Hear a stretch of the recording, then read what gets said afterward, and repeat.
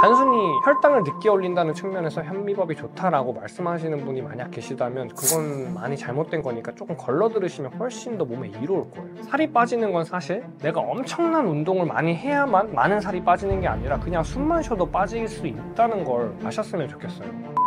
같은 음식들을 많이 드시면 훨씬 더 살을 빼고 만성 피로를 해결하는데 이롭다는 걸 꼭 아셨으면 좋겠어요. 물만 많이 마신다고 해서 건강해진다는 건 정말 잘못된 정보고, 어떻게 물을 많이 마셔야 하냐면, 네, 안녕하세요. 저는 죽이고 다시 태어나라 라는 책을 집필했고, 유튜브에서는 다이어트 해커 설PT라는 이름으로 잘못된 영양 지식을 바로잡고 올바른 운동법 알려드리고 있는 이민규라고 합니다. 반갑습니다. 사실 정말 많은 분들이 잘못 알고 계시는 게, 내가 군살을 빼려고 어떤 다이어트를 하시려고 공부를 하시다 보면 칼로리라는 것에 집중하게 되고, 칼로리를 빼려면 어떻게 해야 되지? 라고 생각을 하다 보면 운동을 많이 해야겠다, 아니면 유산소 운동을 많이 해야겠다 라고 생각을 하세요. 물론 일부 맞는 말일 수도 있어요.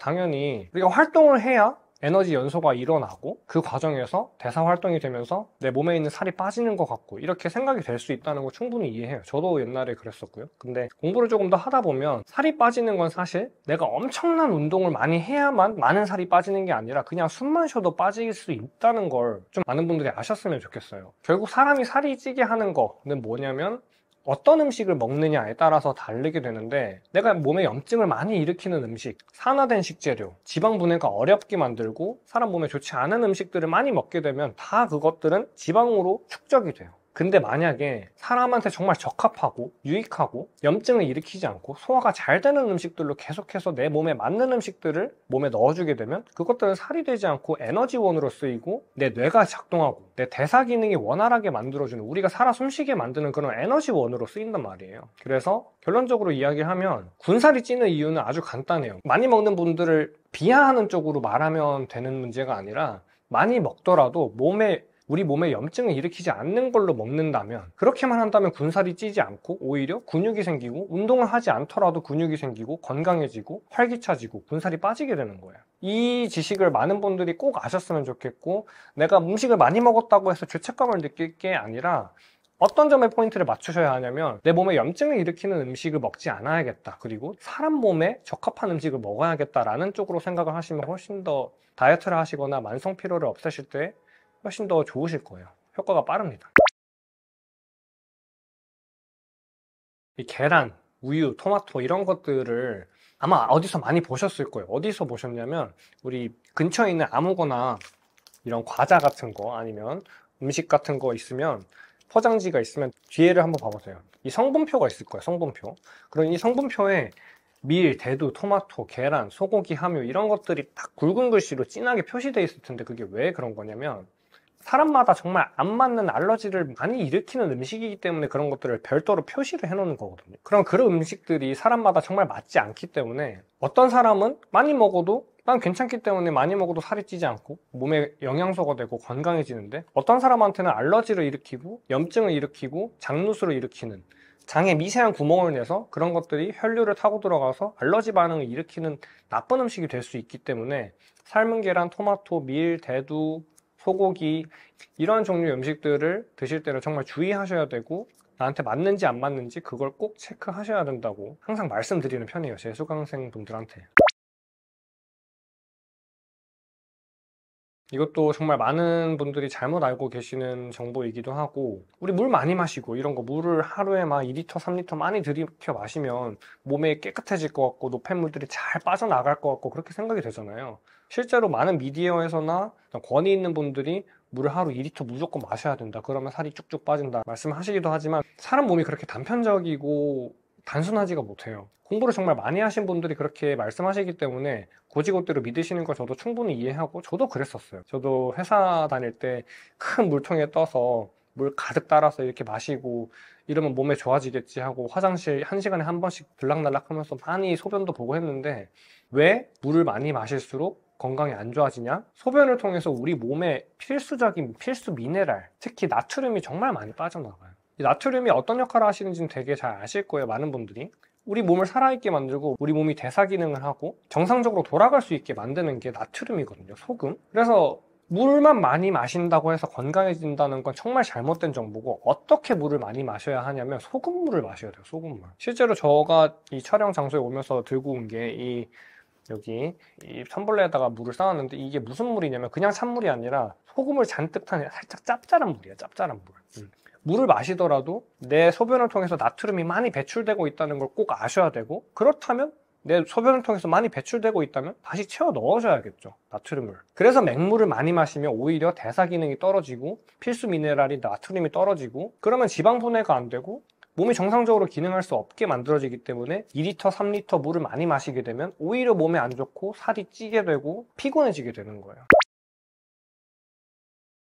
코코넛 밀크, 제가 제 인스타그램이나 제 유튜브 채널에서도 정말 많이 강조드리고 추천드리는 음식이기도 한데요. 우리가 일반적으로 코코넛 밀크라고 하면 칼로리가 되게 높으니까 이거는 먹으면 살쪄, 이렇게 아주 조금 단순하게 많이들 생각하시고 소위 전문가라는 분들이 그렇게 말씀하시기도 할 거예요. 근데 항상 기억하셔야 되는 건 칼로리 자체가 중요한 게 전혀 아니에요. 전혀. 너무 마음이 아픈 거예요. 저한테 수업을 듣는 수강생 분들이나 제가 운동을 지도하고 제가 다이어트 관련해서 컨설팅을 해드리고 이런 그 수강생 분들이 정말 잘못 알고 계시는 게, 선생님 이거 칼로리 높아서 먹으면 안 되죠, 그러면 칼로리 조금 더 낮은 거 없을까요? 이렇게 여쭤보곤 하세요. 그냥 안타까운 거예요. 칼로리의 이론에서 벗어나셔야 돼요. 그거 너무 구시대적인 이론이고 너무 낡은 지식이에요. 뭐 탄수화물, 단백질, 지방 몇 칼로리 몇 칼로리 몇 칼로리, 그러니까 지방은 줄이면 살이 빠지고 탄수화물을 그러면 늘리면 살이 찌나요? 뭐 빠지나요? 아니잖아요. 전혀 아니란 말이에요. 중요시 하셔야 되는 건 이 음식이 어떤 칼로리, 몇 칼로리냐가 중요한 게 아니라 어떤 성분인지, 사람 몸에 염증을 일으키는지, 사람 몸에 잘 받아들여지는 성분인지, 그걸 보셔야 되는데, 말씀드린 코코넛 밀크는 중세지방산, 아주 좋은 양질의 지방산이 풍부하단 말이에요. 중세지방산이라는 지방산은 그냥 단순히 우리가 뭐 먹으면 살찌는 나쁜 기름 그런 게 아니라, 튀김 그런 게 아니라 우리 몸에서 바로 에너지원으로 쓰여서 몸이 건강해지게 만드는 좋은 지방이란 말이에요. 그래서 칼로리가, 지방은 1당 9니까 먹으면 살찌고 그런 게 아니라, 코코넛 밀크 같은 좋은 지방산은 많이 드실수록 몸에 이득이고, 제가 앞서 말씀드린 것처럼 물만 많이 드시는 것보다 이런 양질의 지방, 양질의 미네랄이 많이 포함된 코코넛 밀크 같은 음식들을 많이 드시면 훨씬 더 살을 빼고 만성 피로를 해결하는데 이롭다는 걸 꼭 아셨으면 좋겠어요. 현미밥, 이것도 정말 잘못 마케팅된 음식이기도 하고 오해가 많은 음식이기도 해요. 현미밥, 쌀밥보다 훨씬 낫다. 왜냐면 위장에 오래 남아서 소화를 오래 시켜야 되기 때문에 혈당을 늦게 오른다. 그래서 혈당 스파이크가 없다. 웰빙 푸드다. 이렇게 안타까운 거죠. 이게 말이 안 되는 거예요. 위장에 음식이 오래 남아있게 되면 어떤 일이 일어나냐면, 그거를 위장이 계속 강력한 위산을 계속 위장에 내보내서 소화를 많이 시키려고 에너지를 엄청 써야 돼요. 근데 우리가 잘 알고 계시다시피 위산이라는 물질은 그냥 뭐 닿으면은 그냥 걸쭉하고 마는 그런 게 아니라 엄청 강력한 산성을 띠는 물질이에요. 그런 물질들이 위장에 오래 있을수록, 많이 분비될수록 어떤 일이 일어나냐면 몸에 염증이 생기겠죠. 다른 말로 얘기하면 위산은 엄청 강력한 독이에요. 독. 어떤 물질을 녹이고 어떤 물질을 분해하고 없애주는. 근데 그런 현미밥을 먹으면 당연히 앞서 말씀드린 것처럼 위장에 오래 남아서 위산이 많이 나오게 되고, 혈당이야 조금 늦게 오르겠지만 훨씬 더 많은 걸 잃게 되는 거예요. 왜냐하면 몸에 염증을 일으키고 인슐린이 계속 분비돼야 되고, 인슐린이 많이 분비되게 되면 우리 신경계가, 우리 대장, 소장, 위장 이런 부분들에 계속 자극이 많이 되고, 단순히 혈당을 늦게 올린다는 측면에서 현미밥이 좋다라고 말씀하시는 분이 만약 계시다면 그건 많이 잘못된 거니까 조금 걸러 들으시면 훨씬 더 몸에 이로울 거예요. 꼭 아셨으면 좋겠어요. 이건 제가 제 유튜브나 인스타그램에서도 한번 언급했다가 많은 분들께서 반론을 제기해 주시기도 했는데, 동의하기 어려우신 건 이해하지만 잘못된 건 잘못된 겁니다. 그래서 저는 항상 추천드리는 건 소화 잘 되는 쌀밥을 드시고, 혈당 이슈가 있으시다면 에사비 식초물, 애플사이다 비니거, 유기농 사과 식초를 드셔서 혈당을 낮춰주시고, 식후에 앉아 계시지 않고 밖으로 나가서 산책하고 걸어주고 식탁 정리하고 이런 식으로 신체 활동을 통해서 혈당을 낮춰주는 방향으로 우리 몸이 자연스럽게 혈당을 처리할 수 있도록 만들어 주셔야 돼요. 그게 훨씬 더 몸에 이로워요. 저는 실제로 쌀밥만 먹어왔는데 전혀 혈당 이슈 그런 게 없고, 당뇨 환자분들도 이 점을 꼭 아셨으면 좋겠어요. 결론적으로 손해예요. 현미밥, 통밀 그런 것들이.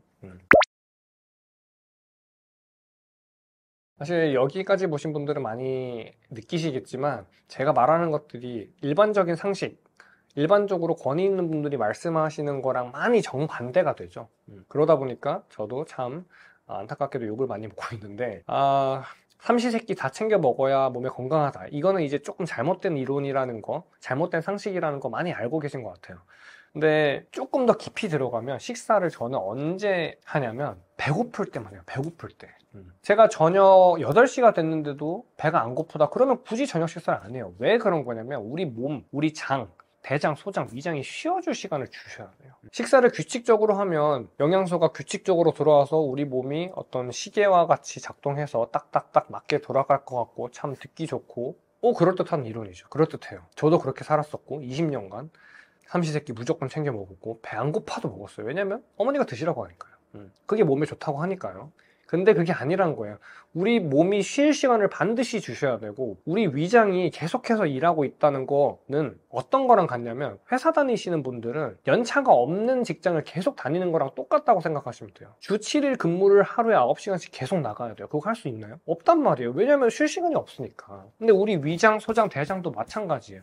음식물이 들어오지 않고 일하지 않을 시간을 주셔야 그 강력한 위산, 인슐린 그런 것들이 분비되면서 점막에 상처가 나고 세포가 손상되고 그런 것들을 처리하고 복구하고 회복시키고 이런 것들을 원활한 순환이 가능해지겠죠. 근데 계속 음식물을 먹어주시게 된다는 건 얘네한테 쉬지 말고 너 계속 일해 라고 말하는 거랑 똑같은 거예요. 그래서 이렇게 음식물이 비어있는 이 시간 동안 세포가 회복하고 우리 몸이 휴식할 수 있는 시간을 오토파지 작용이라고 해요. 조금 어려운 얘기니까 살짝 넘어갈게요. 근데 꼭 아셔야 되는 건 배가 고프지 않다면 그냥 드시지 않고 앞서 말씀드린 것처럼 소금물을 드시고 양질의 버터를 많이 드시고 앞서 말씀드린 코코넛 밀크 이런 양질의 지방을 많이 드셔주시면 몸이 정말 좋아하고 피부가 반짝반짝해지고 만성피로가 없어지고 살이 정말 잘 빠져요. 그런 것들을 꼭 아셨으면 좋겠습니다. 식사는 배고플 때만 합니다. 저는 하루에 한 끼도 안 먹을 때도 있고 3일 동안 굶을 때도 있어요. 이걸 간헐적 단식이라고 하죠. 아마 아시는 분들이 잘 알고 계실 거예요. 근데 정말 이렇습니다. 이것도 앞서 말씀드린 것처럼 같은 맥락이에요.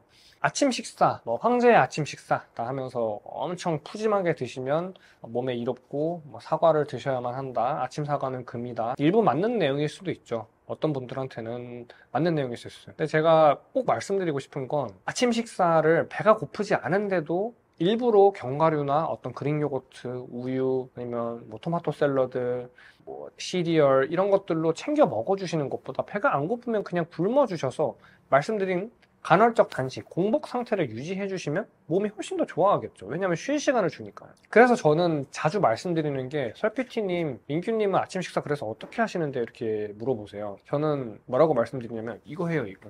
소금물 먹어요, 소금물. 소금물 먹고 공복 시간을 최소 18시간은 계속 유지를 해요. 전날에 6시에 먹었다면 전날 저녁 6시에 마지막 식사를 했다면 다음날 점심 12시에 식사를 하는 거죠.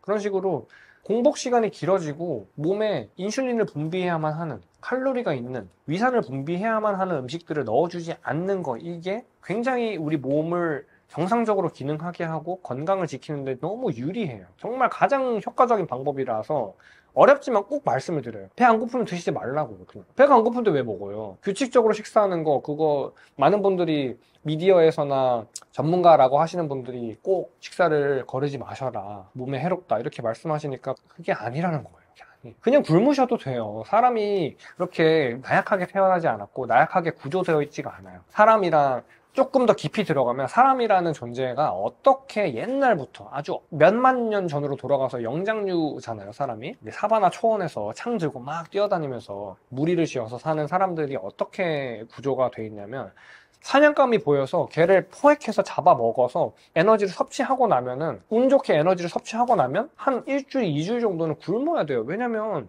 소화를 시키고 그런 사냥감들이 언제 어디서나 나 잡아 잡수쇼 하고 있는 게 아니잖아요. 냉장고에 들어가 있는 게 아니잖아요, 지금처럼. 그러면 그 원시시대 때부터 사람은 내가 가끔씩 음식물을 먹을 수 있는 상황에서 가장 잘 기능할 수 있고 그런 상황들이 익숙하게 태어나 있다는 거예요. 그래서 공복, 아무것도 먹을 수 없는 상태에서 사람은 막 스트레스를 받고 어떤 죽음의 위기라고 그렇게 느끼는 게 아니라 휴식할 수 있는 환경, 기회라고 느끼게 되고 뇌가 장이, 소장이, 대장이, 위장이 정상적으로 기능해서 더 건강해지는 상태가 돼요. 공복 시간 동안. 그래서 아침 식사를 그냥 거르시고 소금물을 드시게 되면 자연스럽게 공복 상태를 유지하고 몸이 회복할 수 있는 시간을 주는 거죠. 그래서 몸이 안 좋으시면 삶은 달걀 그런 걸로 일부러 드시거나 그런 것보다 그냥 소금물을 드세요. 정말 좋습니다. 처음 좀 힘들 수 있어요. 근데 일주일만 해보세요. 진짜 몸이 좋아져. 전국에 있는 많은 병원들을 다녀본 분들은 아실 거예요. 의사 선생님들이 해답을 주지를 못해요. 저는 의사 선생님들을 존경하고 제 주위에도 의사 선생님들이 몇 분 계시고 하지만 결국 건강해질 수 있는 길을 내가 스스로 올바른 영양 지식을 습득해야 돼요. 사람이 나보다 더 잘 알겠지라는 권위에 슥 넘어가서 이 사람이 하란 대로 약을 처방받아서 먹고 이 사람이 좋다고 하는 거 그냥 먹고 이렇게 되는 거 저도 이해하고 저도 그랬었습니다. 근데 그 결과가 뭐였냐면 이 책의 서두에도 나와 있는 것처럼 우울증 그리고 허리 디스크, 목 디스크, 피부에 엄청나게 많은 여드름이 나고 지방간이 생기고 결과가 처참해요. 어쩔 수 없이 이런 얘기를 하는 게 되게 조심스러워요, 사실. 왜냐면 생소한 정보고 일반적으로 알고 있는 지식과 완전히 반대되기 때문에. 근데 그 반대되는 것들, 그 반대되는 올바른 지식들을 실제로 속는 셈 치고 한번 해봤더니 완전히 다른 결과가 생기고 훨씬 더 건강해지고 의사 선생님들이 치료할 수 없을 거라고 얘기했던 것들이 거짓말처럼 2주, 3주 만에 2달, 3달 만에 치료되는 거를 경험해 보신 분들은 똑같이 얘기하세요. 지금까지 속았다. 그래서 제가 꼭 말씀드리고 싶은 건 스스로 공부하셔야만 하고 어떤 사람이 좋다고 해서 그냥 고지고대로 하는 게 아니라 책을 많이 읽어보세요. 정말로 믿을 만한 해외의 전문가분들이 말한 내용들을 총 집합해 놓은 책들을 많이 읽어보세요. 책 리스트 알려드릴게요. 최강의 식사, 최강의 단식, 갭스, 해독혁명, 슈퍼휴먼, 콜레스테롤 수치에 속지 마라, 당신은 뇌를 고칠 수 있다. 이런 책들 한 권 읽는데 길어봤자 일주일이에요. 그러면 제가 말씀드린 거 몇 권 읽는 거 2달, 3달이면 읽거든요. 근데 이런 책들을 조금만 읽어보시고 내 삶에 적용해보시면 제가 얻었던 이 눈부신 건강과 세상이 살만하다는 걸 꼭 느끼셨으면 좋겠어요. 건강해지는 게 어려운 게 아니에요.